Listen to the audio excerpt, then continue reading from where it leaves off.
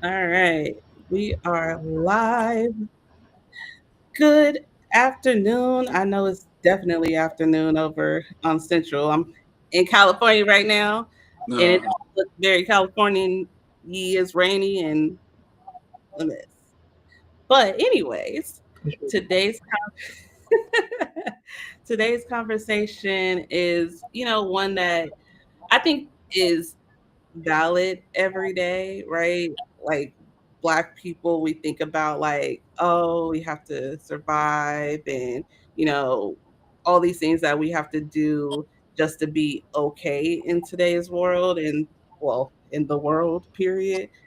Um, but what really made me think about this idea of survival within the black hey What up? Jonathan. What up? yeah. Oh yeah, Um what's up, John? and Hello, man.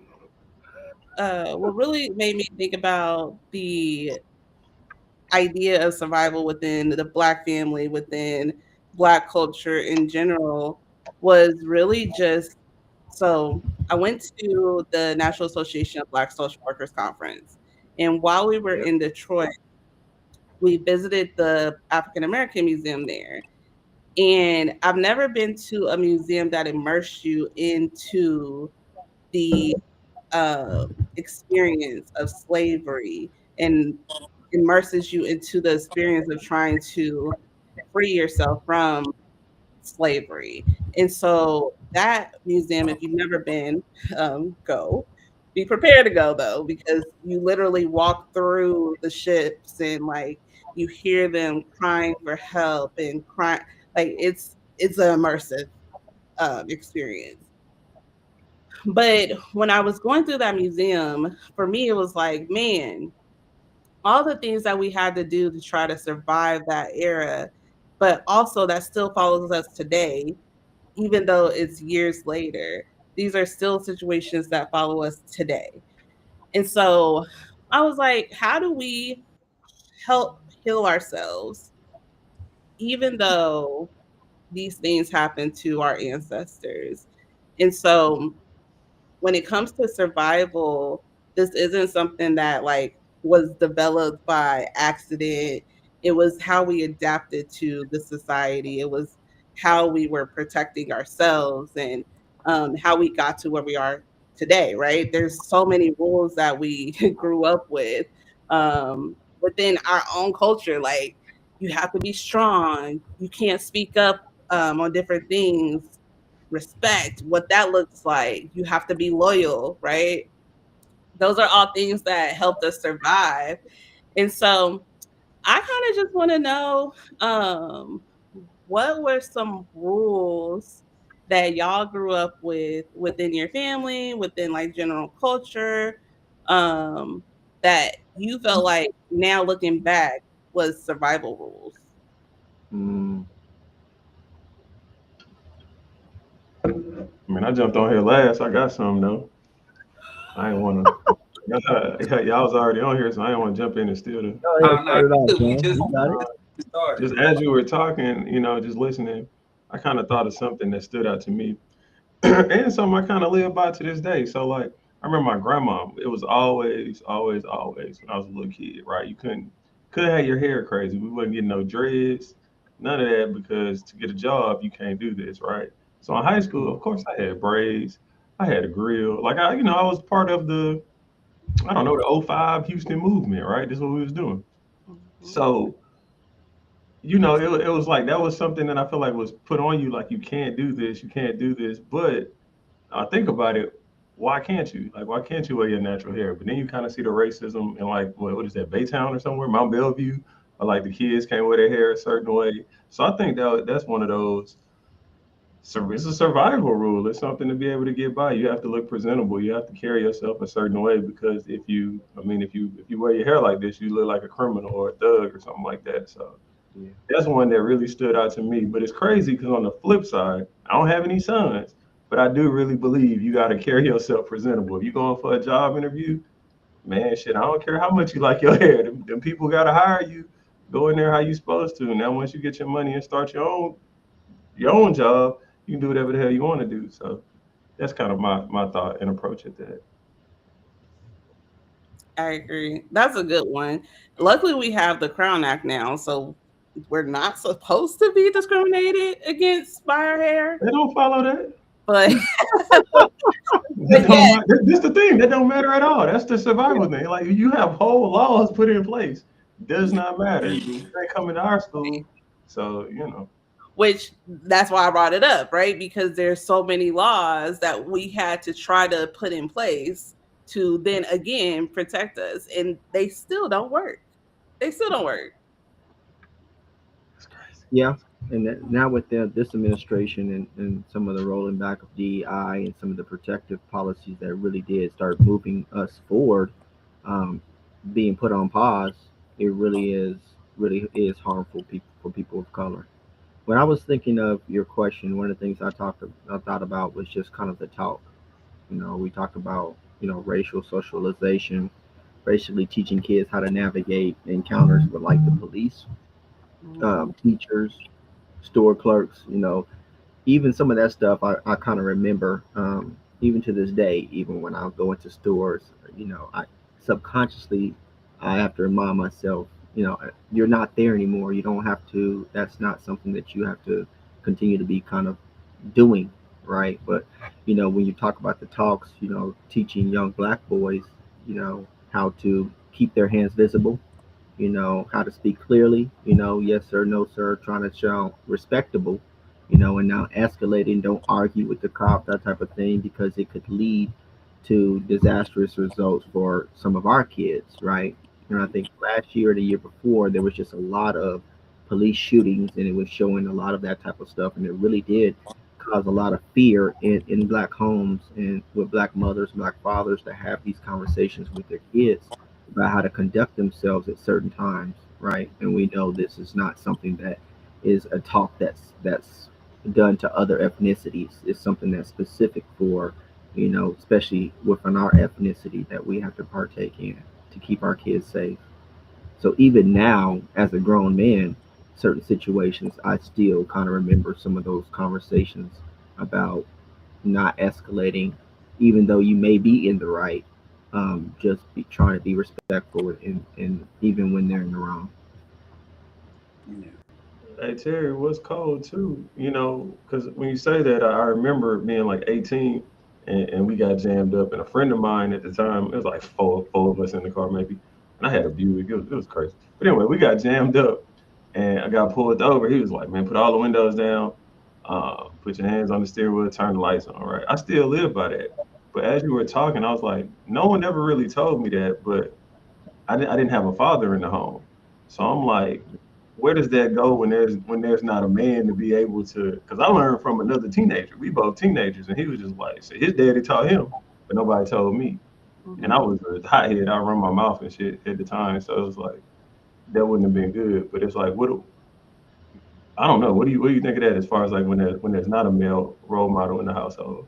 How does that impact I think people? like you just mentioned something that's powerful. It's a cultural understanding that came through your friend's parents, right? That wasn't something that you had a conversation. And again, the information I'm talking about, I don't even remember where it came from. My stepdad was in the home and some other stuff, and but we never had those type of talks. But I just think that there's just a cultural understanding that comes when you're in certain spaces that's gleaned across, just that cultural understanding that we pick up, because you're in Texas, I'm in Kansas, right? But we have a understanding of how to kind of navigate those type of tough spaces as black men. Yeah. Yeah, I just saw this little comment talking about wearing their hands in their pocket. I remember, like as a teacher, I was telling kids, like, don't walk around with your hood. I like to wear my hood, but like, don't walk around with your hood on. Yeah. And it's all those little things you gotta live by. That's I don't know, survival. You don't even think of it as survival though. You don't. Well, Yeah. first of all, you don't think it as a survival because you just live it within our culture. Two incidents pop out to me when you ask the question of survival mode, and then you say you from Houston. So one thing really had popped out. I remember being in the sixth grade, and I was new to this school, Dunbar Sixth Grade Center. I was new, and at this particular time, I think the song from Lil Kiki chunk up the deuce for the south and the north. You know, everybody was singing the song, right? So you know, we know Yeah. deuce. You know, do deuce, but you know, you chunk it to the side. So I remember going from one class to another class, and I was passing up someone I knew, and I chunked them the deuce. And I remember the art teacher. She was fond of me, but she was so little. She was like, "Oh, well, he's in the game. He's in the game. He's in the game." And I was like, "What? No, I'm not. I barely know the kids here." So I got in trouble. Long story short, I got in trouble, whatever. But I thought about like even like us just being us, like, hey, you can't. And I remember having a conversation, and it caused a rift between me and my mom for a little bit because I was like, you know who I am. You know I don't know these kids, but she was trying to tell me like, hey, you can't do that. But it's like, Mom, you do it. We do it at church. Like we do it wherever we go. So it's just naturally being us and how it seems like, oh, well, even being us, you gotta have to survive through that. And then another thing popped into my mind is the old saying, what happens in this house stays in this house. And I hear the survival mode of that is like, for me, when I used to hear that, it was like, but what's going on here? Like, why can't we not talk? And it's why can't we not talk about certain things? Why can't we not do these things? Like, how come if the people in the house is sick, then what's going on? But then that's almost like survival. Like, hey, we have to keep this in house. We have to keep this. We have to keep this here. We have to keep going. We have to keep this. Like, well, why? Yeah. And then being strong, the strong person. That's a survival tactic that I never really got because it was like, well, you can be strong, but we don't have strength in certain areas of our life. So I think it's a lot of things that we do naturally that I think we champion that really is detrimental to us, but we're doing it. We had to do it to survive. If you go back towards slavery, of course, they was trying to keep stuff in the house. They was trying to stick together with whatever little bit that they had. Of course, they was trying to show each other sign language by using their hands, singing songs. Of course, they had to do these certain things, and I think it has developed, but at some point, I think it has become detrimental to where we may be at. Yeah. Can I throw one more out there? Yeah, go ahead. Code switching. Oh, that's a great one. That's a great one. Yeah. I never got good at that. I was never able to do it. I tried. And I think you being in Houston, I think it's, it may be a little bit different being around a culture that you're surrounded by. You don't have to code switch as much, but I think in predominantly white spaces or some of the other things, I think you code switch and not even think about it. But I think that the underlying understanding is if you talk a certain way, you could be perceived as unintelligent. You could be perceived as incapable of certain things because there's just so many stereotypes, negative stereotypes that's attached to street culture. And so just in certain spaces, you're just a little bit more conscious about how you kind of move, right? Whether you want to or not. And I mean, we code switch all the time. I think we even code switch, when you're talking to your parents. Obviously, you don't talk to your parents the same way you talk to your boys, right? So I think that's just one. Try not to assimilate, but avoiding misrepresentation just to maintain safety, right? Yeah, that's a good one. That's a good one because I think, do you guys think that it's equal as to male and female on who code switch, or do you feel like it's mostly one or the other? I think it's just different degrees of it. I think we all do it, but it's just different levels to it, different degrees of it. I think women might have to code switch that I might personally not know about since I'm not a woman, but I think it's some things that we might have to code switch based on the situation that most women might not know. So I think it just depends on the situation, but I think we all do it at certain levels, at certain degrees. Mm-hmm. Yeah, I think women are in more rooms than black men. I think black women are in more, I don't know what type of rooms, but I feel like they're in more rooms where they're dealing with these people and many different people, and they have to come off a certain way, and they can't be viewed as like angry black women. So they really have to go extra. I feel like men, even if you're viewed as like a big black man or whatever, scary black man or whatever, a lot of roles that we're in and careers might be like labor or working roles. So it's like it's okay, but like in the boardroom or whatever, it ain't. Yeah. No, when I did a presentation on code switching, what I found is actually it's pretty close in numbers, even across the board with different ethnicities. Even white people code switch, um, and Asians and Hispanics, and they all code switch, mainly for some of the same reasons that we do. You know, but I think D Rose hit it on the head when he said that I think there's different varying degrees in which we do it in certain spaces, and I think it's for within our culture, I think you can feel that in certain spaces when you go in, and you may feel yourself doing that without even knowing it, right? Mm-hmm. And I think obviously when I'm in Houston or in Dallas, I have a tendency to code switch less because I feel more comfortable in my own skin around people who represent me. You know what I'm saying? So there's an understanding in the conversation that may be had, even though I may speak intelligent. I think there's still less code switching. That makes sense. And then it also makes me think of like the idea of you got to respect your elders, right? Yeah.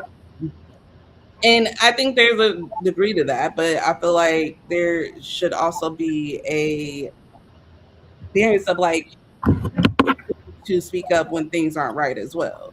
And that's not disrespect.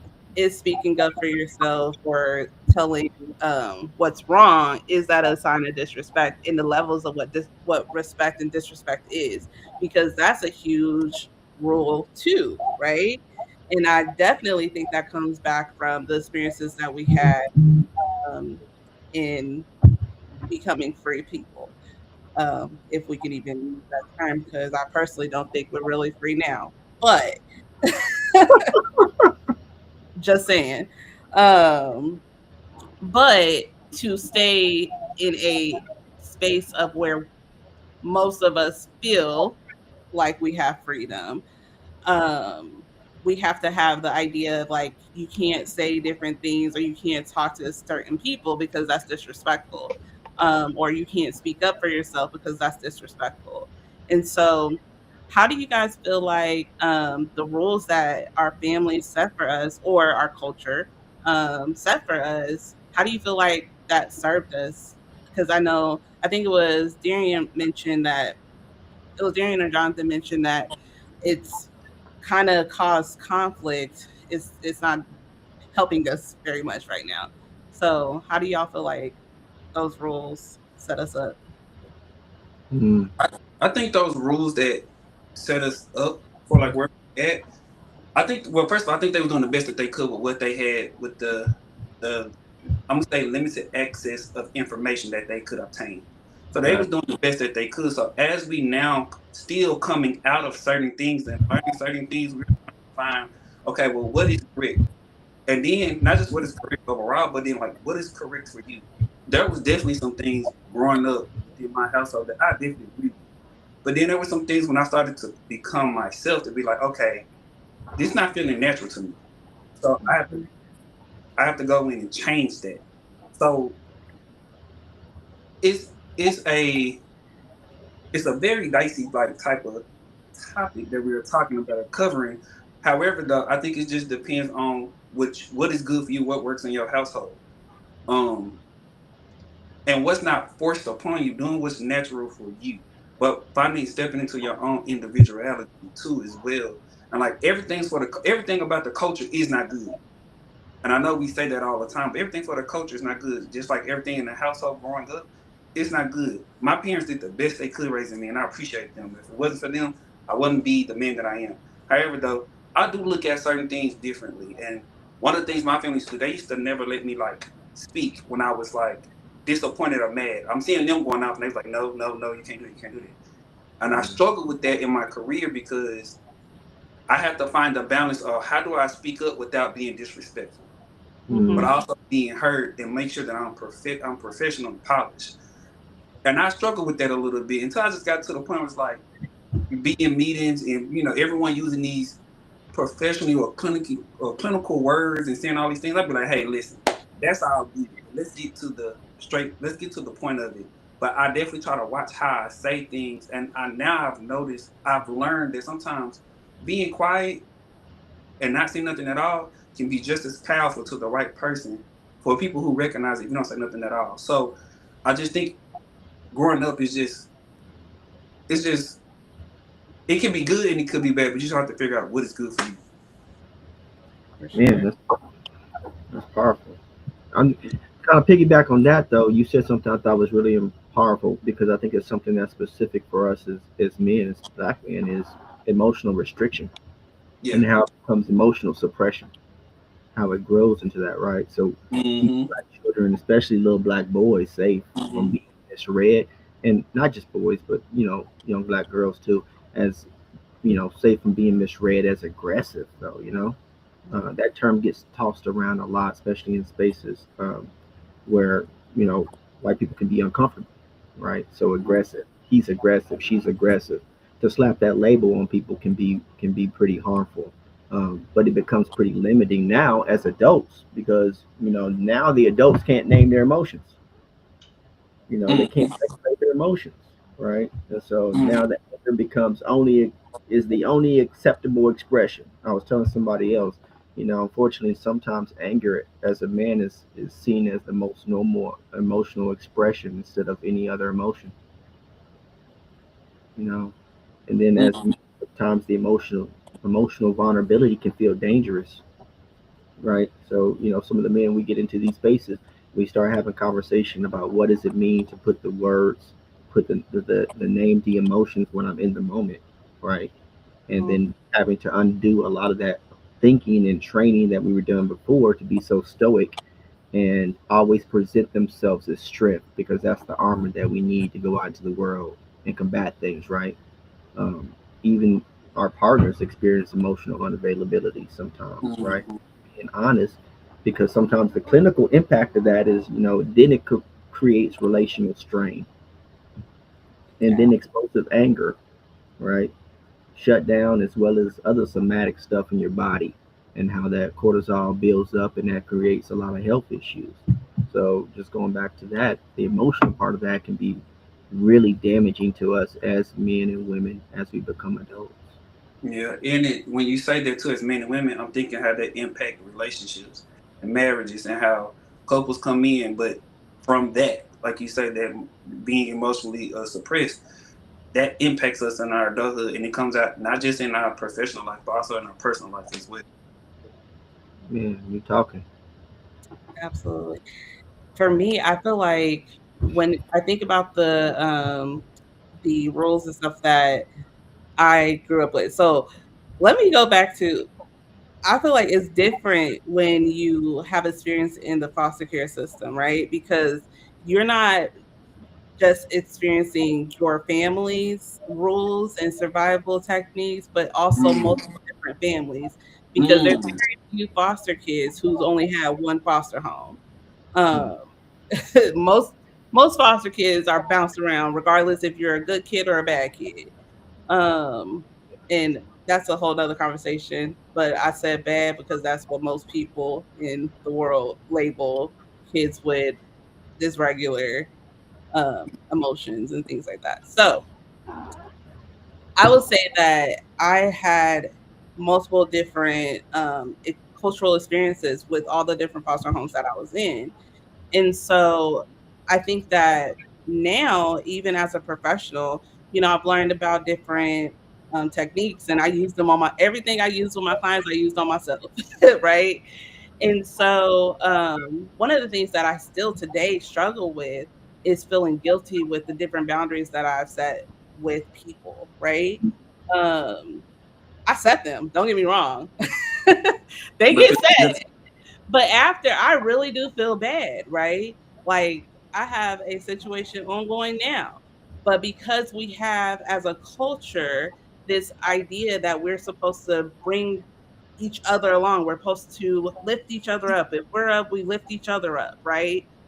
I really struggle with saying, you know what? I do want to uplift you, but sometimes you can't come with me because you're going to bring me down too, right? Oh, that's a bunch of people. Uh, Bad. That's a whole bunch of people. It is. They would But drag I your ass down. feel bad about that sometimes because it's like, man, I really want to help this person, but I feel guilty because sometimes they don't necessarily want to help themselves, or their priorities is not necessarily the priorities that's needed to get them ahead, right?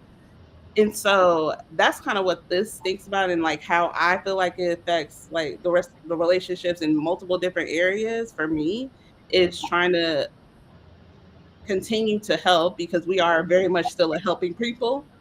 But also setting those boundaries and not taking too much on at a time.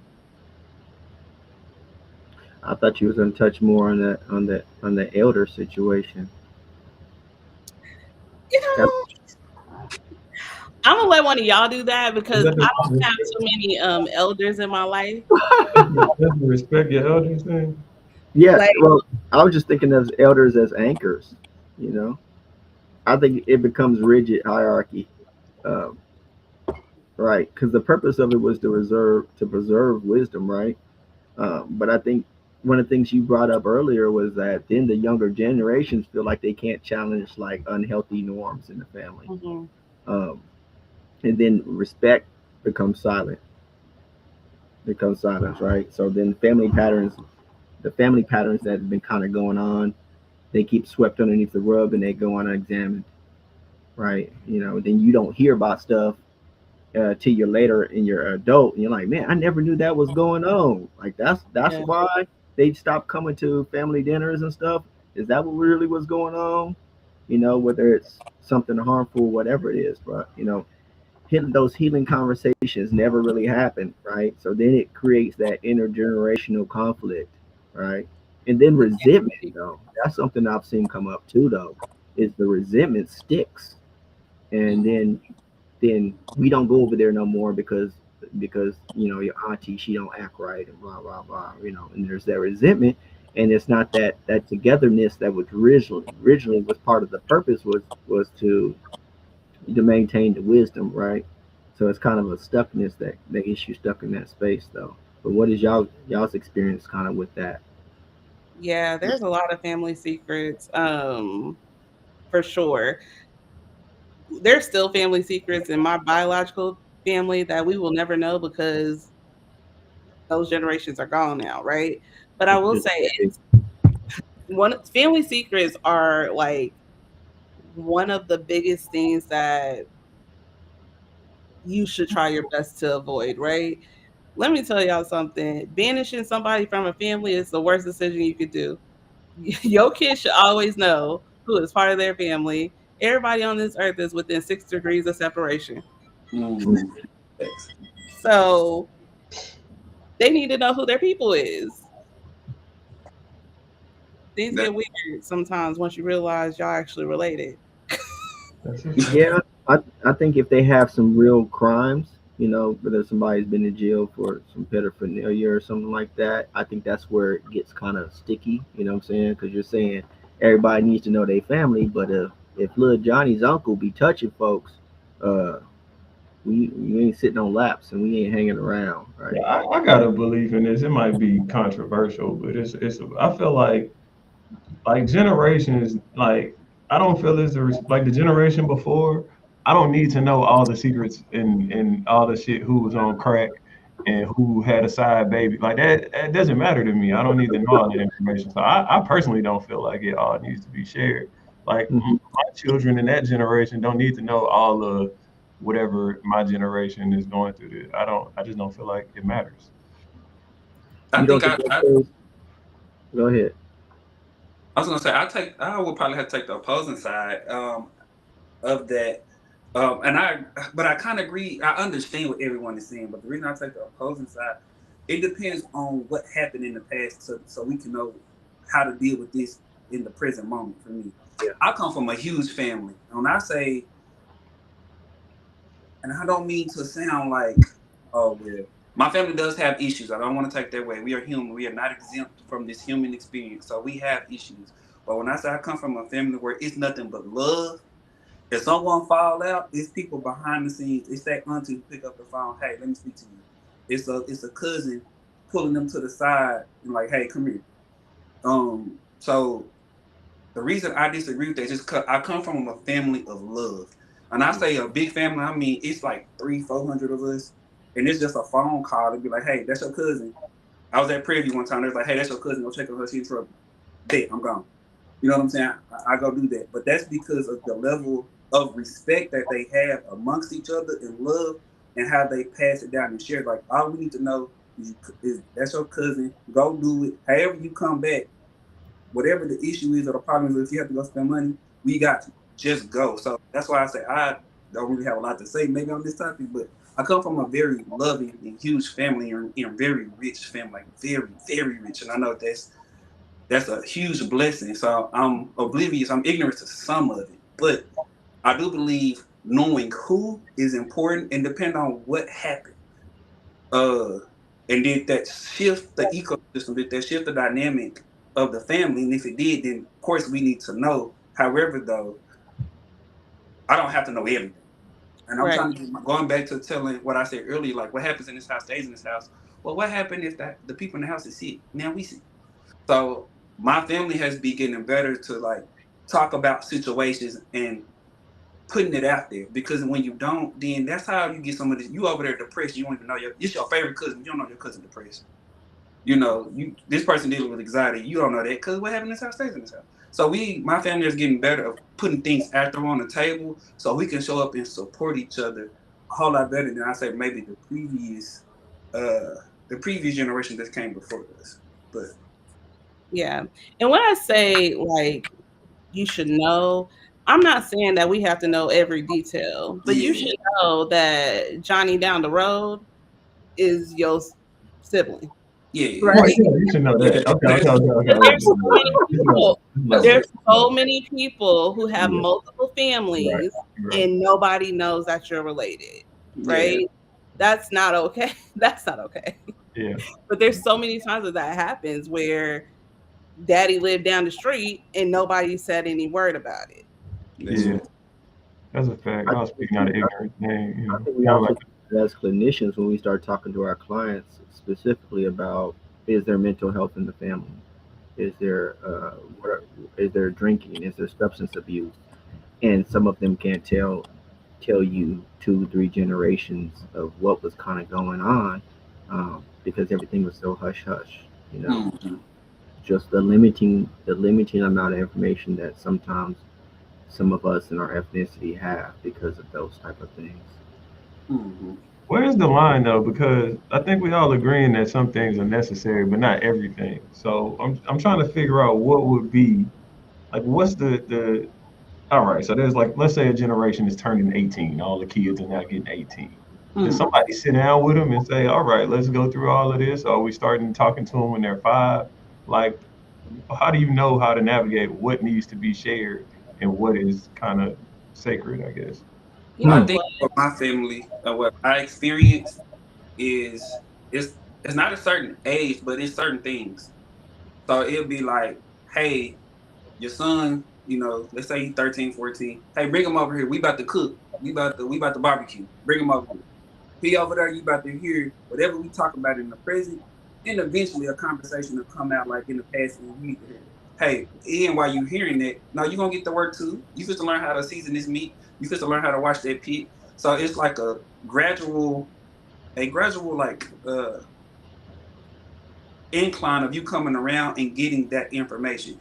Now, for me, like I said, I don't need to know everything, but I do like to know certain things. But it is like a gradual thing for us in my family. Yeah, and I would also say a lot of times where this goes south, as far as I experienced and seen in my clinical work, is people ask questions or kids ask questions and the answer is a lie or a complete like beat around the bush of a situation.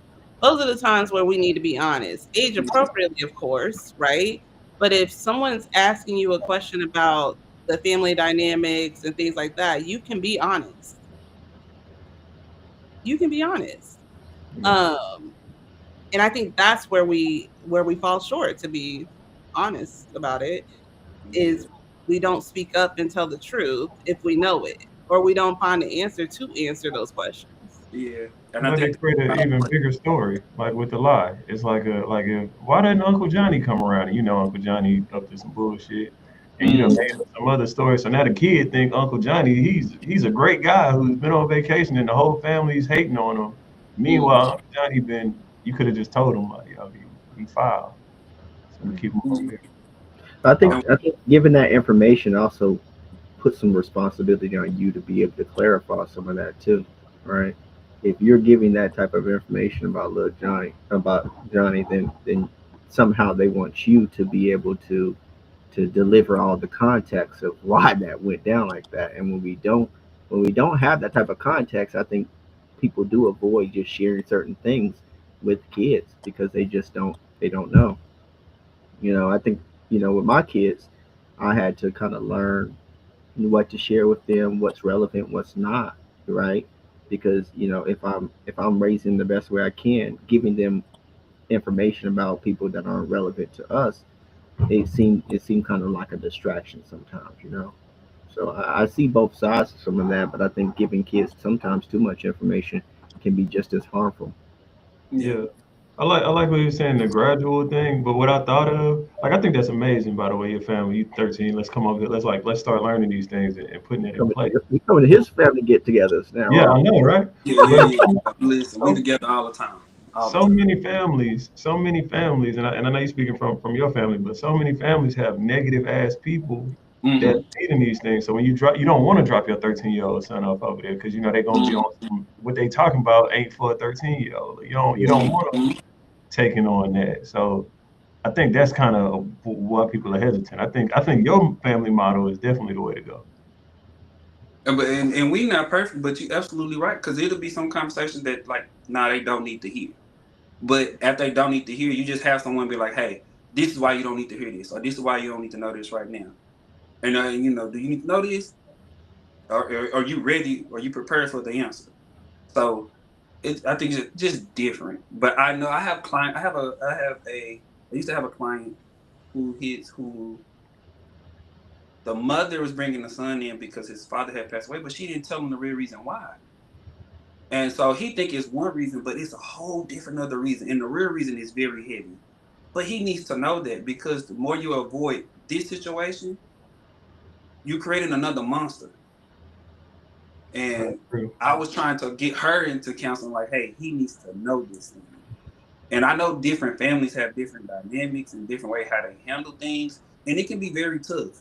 It can be very tough. Something that I don't think we talk enough about is like some of the things we want parents to do.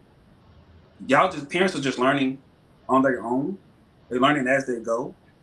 And they might not be prepared for what's on the other side of that thing that they need to tell what to do, but I definitely think they need to tell it, depending on what it is, at what capacity you know this child, and if they can handle it or not.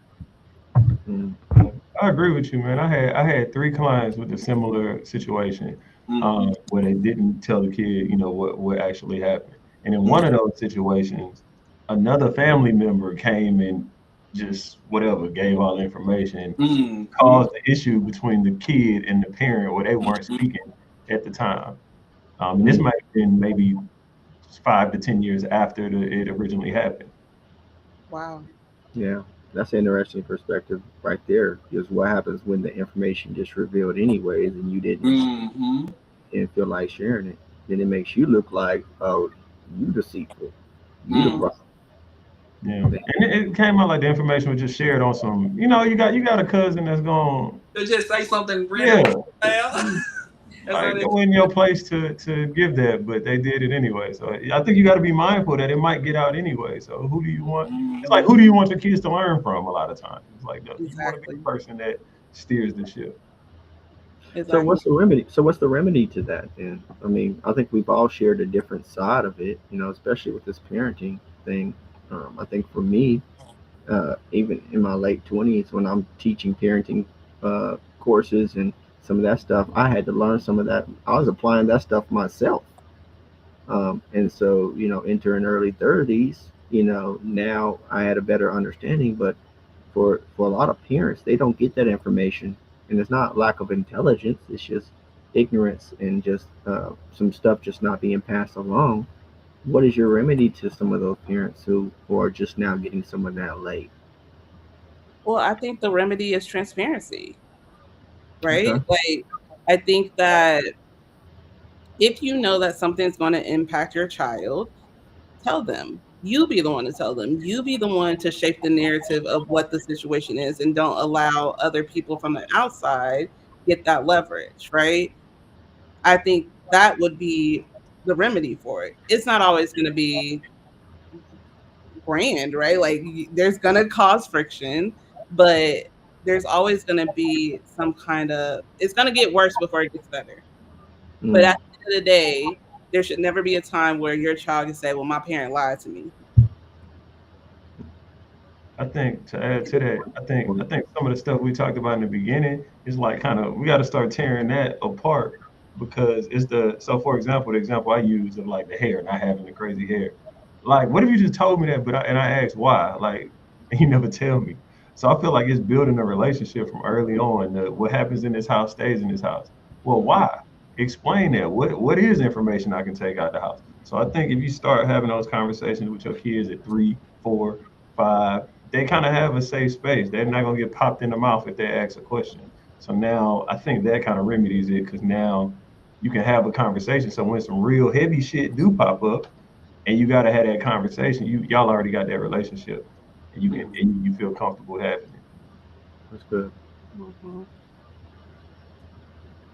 I think with I'm not a parent, so I'm trying to be quiet on this topic. But since we are here, I think a great Yeah, well, thing to your not uncle, only right? transparency. He's like, what? Your uncle? I am an uncle. I am And an a uncle. son.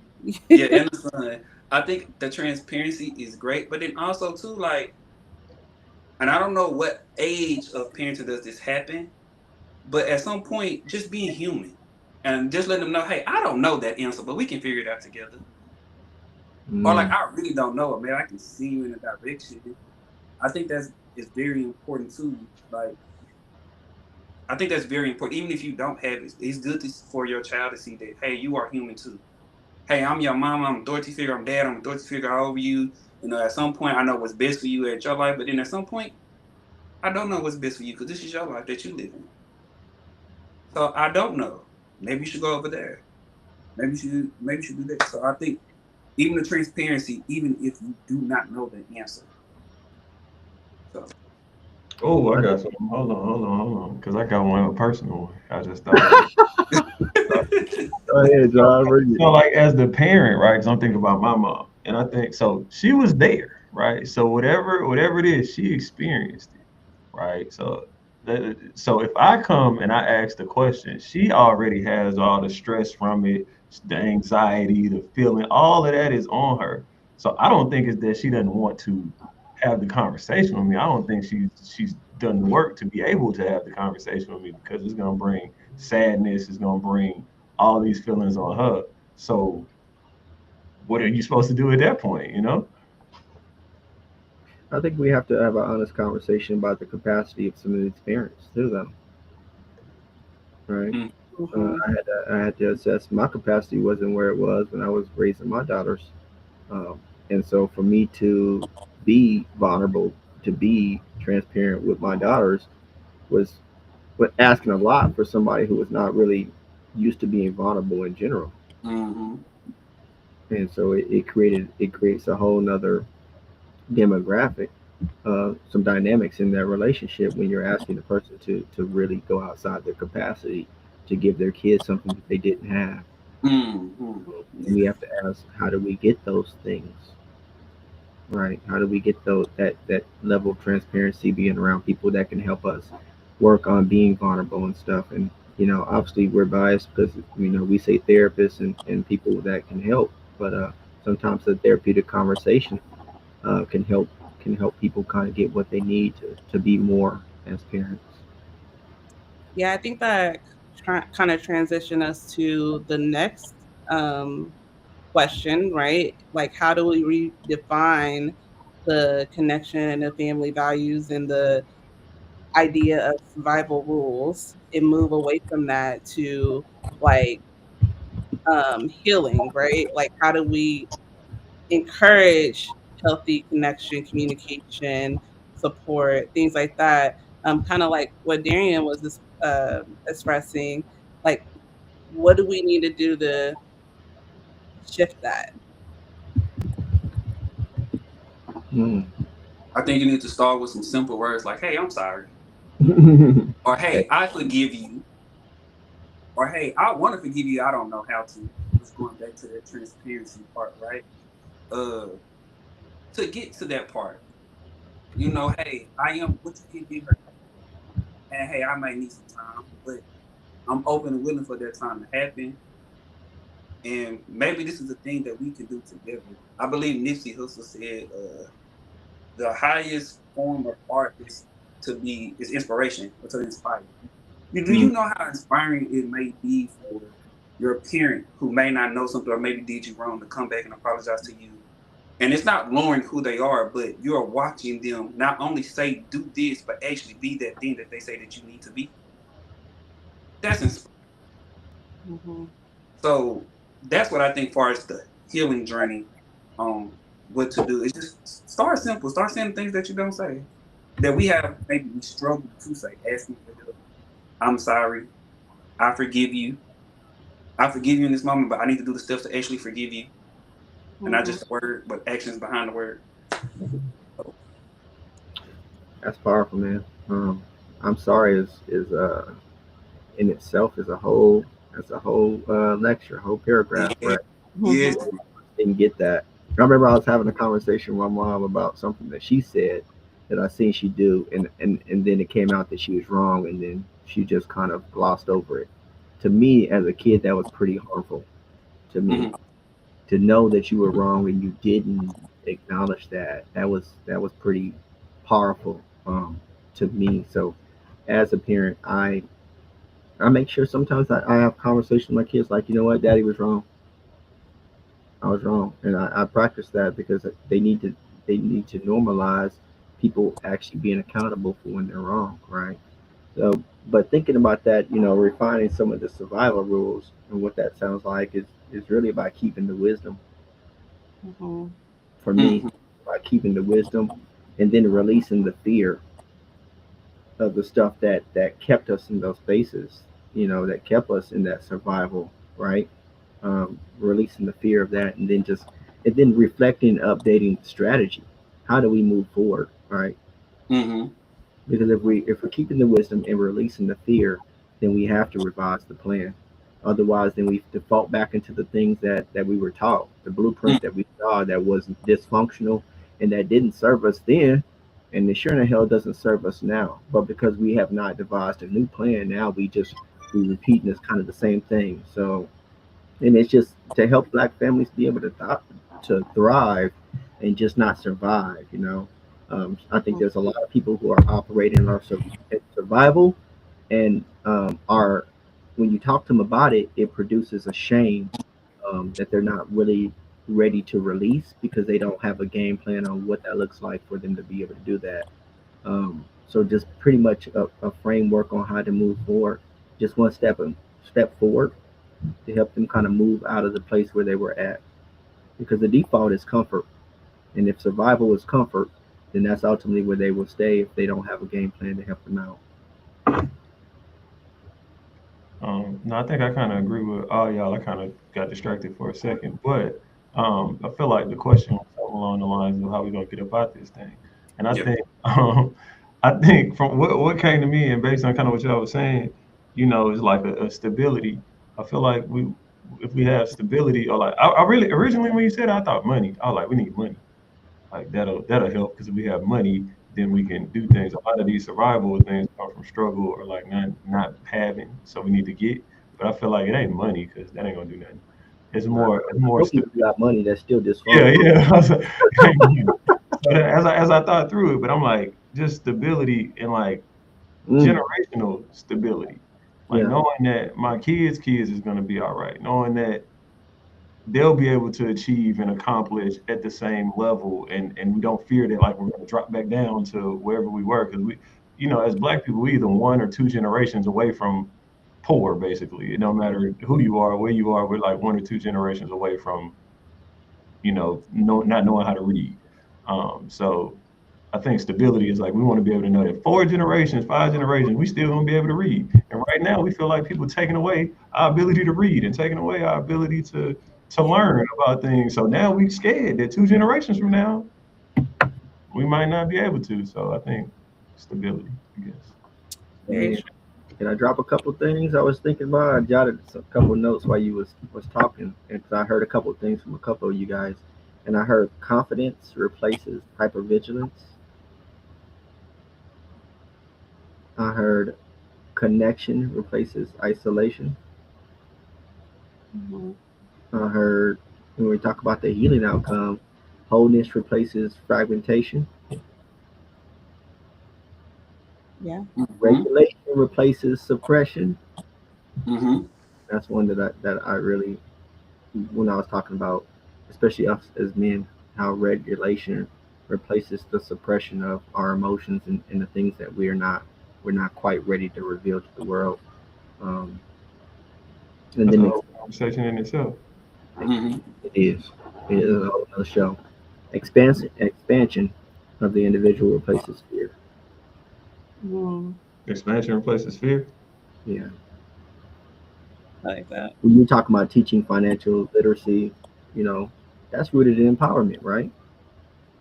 Maybe Yeah. not the money, but the Yeah. understanding what to do with the money has never been taught to.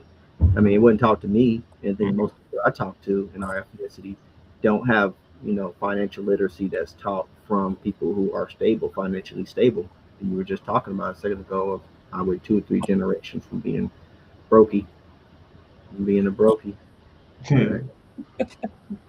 And then fear. That's what you talked about. That's kind of going what I was saying. Like the fear right now is the fear of like shit. Our kids, they gonna like we might have climbed so hard and made it so far, and it's like the fear that they gonna like end up going backwards. But Yeah. the expansion, like learning, teaching them financial literacy, all the things that we ain't get, like you still can pass that down. Mm-hmm. It, Sure. I mean, I think that we have to be honest though. There are some. I have a son that doesn't necessarily hear everything that I'm trying to give him as wisdom. He hears it as a lecture. So Mm-hmm. give them the wisdom. It's not always well received.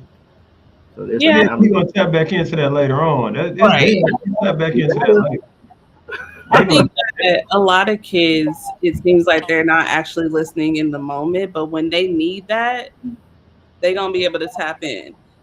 probably Um, operating off shit. My grandpa said so long ago. He died 11 years ago, and I'm like, Mm-hmm. I be making moves to this day based on the thing he said that I really don't remember it in the moment. Like I wish I would have asked more questions because I remember like it'll come back to me like this how you're supposed to move in this situation. So it'll Yeah. come back. yeah, for sure. So I listened to a podcast. It's called The Friend Zone. Y'all heard about that podcast before? The what? The The Friend friend. Zone. I think Nah, I've heard it. that don't sound like nothing I'd be into.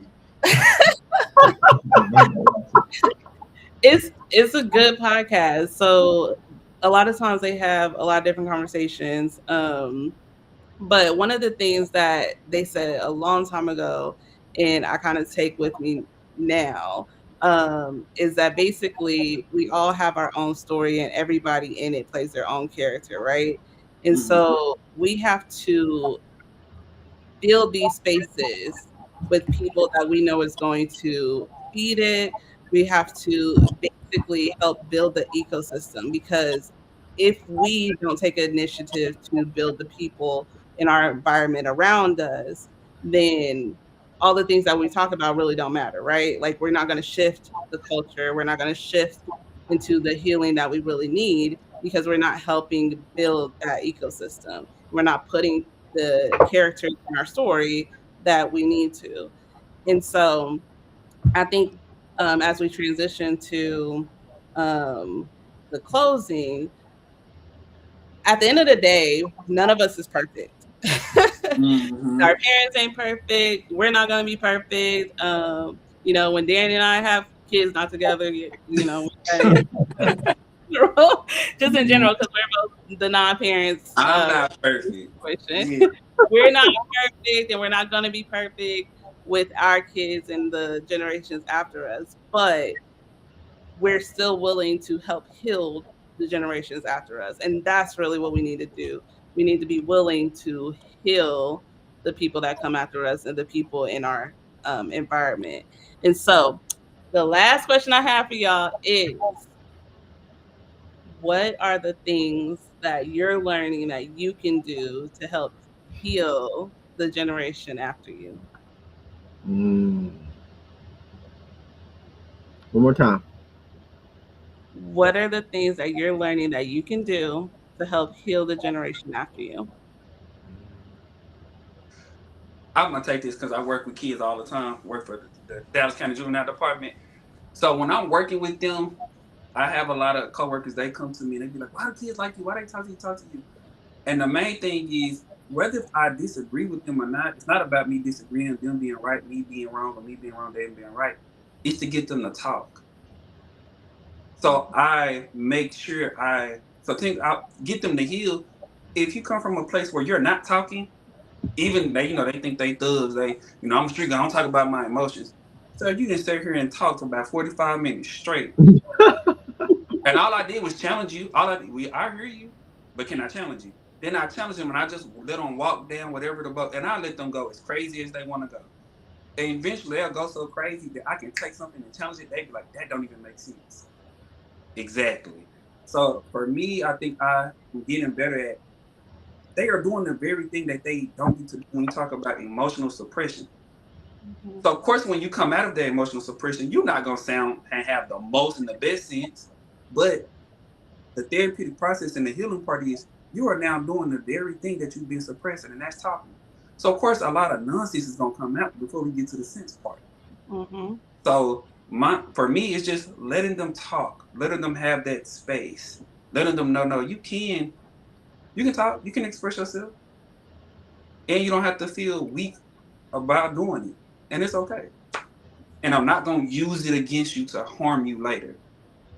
Yeah, so, I love that. Say that last part one more time. I'm not going to use it against you to harm you later. Man, that's big right there. That's huge. That's what they care about too. A lot of people though. Yeah, for sure. So like, I think about, so you talk about the younger generation. I think about myself, and I think about like other people in they upper 30s, 40s, or whatever. And then so I work with a lot of people like 20, 21, 22, 23, right? They come into therapy. And I'm like, I remember me at 20, I was about to have a baby. I was in college. I didn't know what the hell I was doing. I was just out here doing all kind of stuff, but nobody said like go to therapy. I didn't know that was a thing. You feel me? Mm-hmm. So I think to help them, like for there to be a space and a willingness of that age group is kind of like shocking to me, right? The willingness of that age group to come sit down and really know what their issues are, know what the things they're struggling with, and wanting to talk about it and wanting to reach out with somebody. I think just being there, kind of like what he was saying, but just being there and listening. But I'm really curious to see these young men I work with at 40. Like I just even if they just do this for like a year of their life at 22 years old, like they just like I wonder what they're gonna be like at 40, and I just feel like they're not gonna have the same problems. They'll have problems, but they're gonna be able to process through things a lot better. Absolutely. It's interesting because I just saw y'all, because y'all know I'll be on the internet.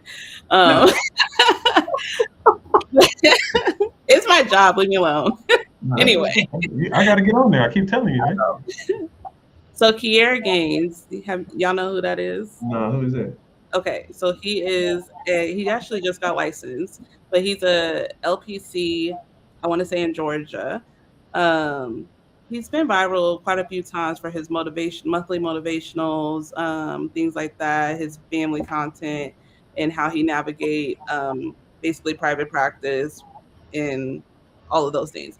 Anyway, I brought it up because you were saying that you're excited to see where these guys are that you're working with at 40, right? He actually was wandering around the mall, and he worked in a program years ago at this point. And he actually ran into one of his students in the mall, and was able to kind of catch up with him. And it was just amazing to see like the difference based on how he described him and who he was when he saw him in the mall. And so y'all are definitely making a difference. I know it may not seem like it now. It's a struggle. It's a struggle right now. But y'all are making a difference just being here, being in this space as Black men. And I don't even know that you guys get that praise enough or know what y'all are doing. Just giving yourselves to our community. And same to you too as well. Same Right. to you as well. Right. I can't echo or say it even louder. I could, but same sentiment go to you as well. Being in these spaces and being in certain rooms that we may not can get into, and being that representation of it as well. So I think that, Dr. T, you're very encouraging always in these spaces, even I know you personally. And so I think brothers like us really do appreciate you echoing that and taking the time to even say that, because there is a lot of us that don't get to hear that. I know that was the first time from my colleague. We do work tirelessly in these spaces because we understand that we understand that we are the representation that we need to show that the youth, right? And so when I was thinking about it, I was just thinking about your emotions, they deserve space, and skill is one of the things that came up for me. Teaching youth, teaching young men that it's okay to be able to identify your emotion, right? And that your emotions are a gift, and not everybody deserves that gift, right? And so being able to recognize emotionally unavailable people and how they can be damaging to you. So definitely being in this space. And so, we were at the same conference, and, I've made it kind of my mission to go out and network. I was in Chicago last year and met the CEO, Dr. Street, the Black CEO, and a lot of other Black therapists, social workers that are doing phenomenal things in their spaces. And then just being able to reach out and maybe gain or glean something from them that I can take back to my space and share with the brothers, or some of the networks platforms that I'm working in, and just share that information. So it's always about being a better version of ourselves. And so, hats off to you, because we do appreciate love and support that you give us just in this space, as well as knowing that you support our missions and what we're doing. Absolutely. And I am going to go with that too. I am dedicated to ensuring that the generation after us see that you can be successful regardless of the adversities that come your way. And I'm going to do what I can to leverage people who have made it out of the struggle, who are in our culture, to make sure that the generation after us sees us, right? Um, and so with that, as always, I thank you all for your honesty. I thank you for the things that you do on a regular basis, because it's hard. But I also thank you for your presence in this conversation, because we always have hard conversations, but it's fun.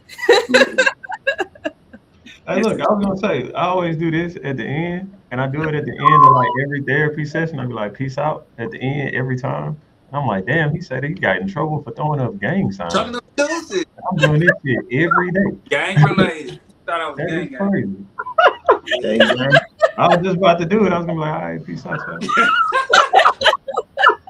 That's crazy, man. That's why it's so necessary in these spaces. Real quick, my bad, Dr. T. But that's why it's so necessary, because people like that foolish ass teacher think it's something like that. Like, people need to see that it's other people that look like them on the other side of it. So thank you for even putting this little platform together. But I don't know. I'm my bad, y'all. Sometimes I just get on the road and I just be like, man, whatever.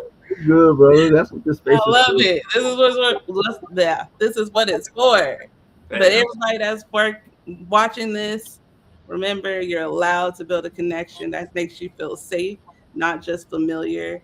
And we thank you for watching, and we will see y'all next month. Hey,